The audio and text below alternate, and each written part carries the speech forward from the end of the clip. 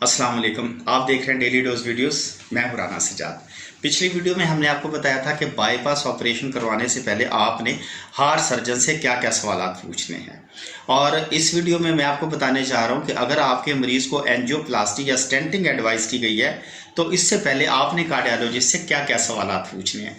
लेकिन इससे पहले अगर आपने हमारे चैनल को सब्सक्राइब नहीं किया तो हमारे चैनल को सब्सक्राइब करें, इसको लाइक करें, शेयर करें और बेल आइकन को ज़रूर पुश करें ताकि हमारी वीडियोस बर वक्त आप तक पहुंचती रहे। अब मैं आपको बताता हूं कि एंजियोप्लास्टी से पहले आपने कार्डियोलॉजिस्ट से क्या क्या सवाल पूछने हैं। अगर आपके मरीज को एंजियोप्लास्टी या स्टेंटिंग एडवाइस की गई है तो बेहतर है आप 2 कार्डियोलॉजिस्ट और 2 हार्ट सर्जन से मशवरा करें ताकि आप ये फैसला कर सकें कि आपके मरीज़ के लिए बेस्ट ऑप्शन क्या है, स्टेंटिंग है या बाईपास सर्जरी है। दोनों चीज़ों के अपने अपने जगह पे फ़ायदे हैं और नुकसानात भी हैं, तो ये आपने अपने डॉक्टर से मशवरा करना है। अगर आपको एंजियोप्लास्टी की एडवाइस की गई है तो उससे पहले आपने कार्डियोलॉजिस्ट से ये सवालात करने हैं। नंबर 1 आपने ये पूछना है कि जी हमारे मरीज़ की कितनी शरेयानें बंद हैं और इनको कितने स्टेंट डाले जाएंगे।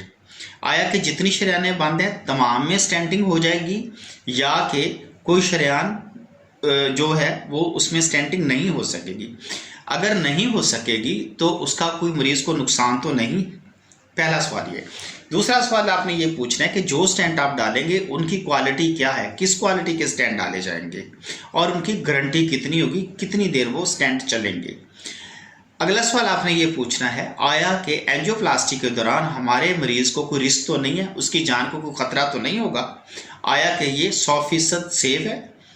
अगला सवाल आपने ये पूछना है आया कि एंजियोप्लास्टी के दौरान हमारे मरीज को बेहोश तो नहीं किया जाएगा, इसका क्या प्रोसीजर है, कितनी देर का प्रोसीजर है और क्या ये प्रोसीजर तकलीफ दे तो नहीं है।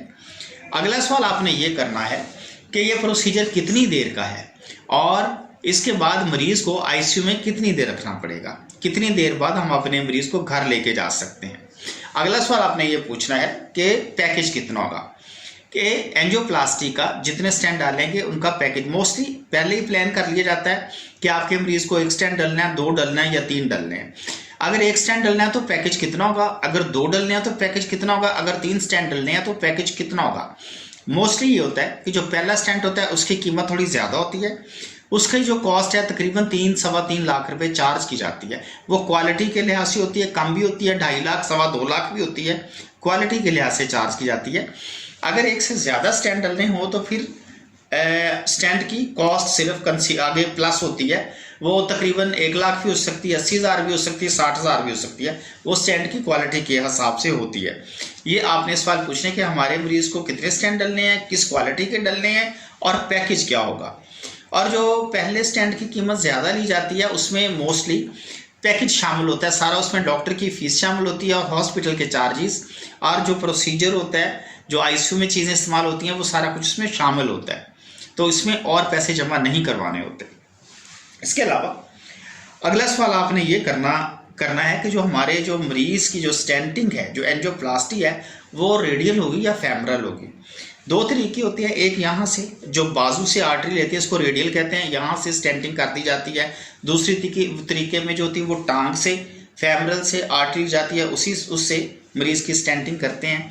और फिर आपने ये पूछना है कि जी हमारे जो मरीज़ की जो वो कहाँ से होगी स्टेंटिंग, बाजू से होगी या टांग से होगी।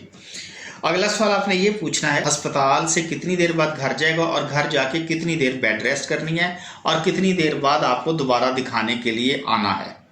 मोस्टली 1 हफ्ता या 10 दिन के बाद कार्डियोलॉजिस्ट आपको दोबारा बुलाते हैं, वो आपने पूछ लेना है। और ये भी पूछना है कि इसके बाद फॉलो अप के लिए फर्दर कितनी देर के बाद आना पड़ता है।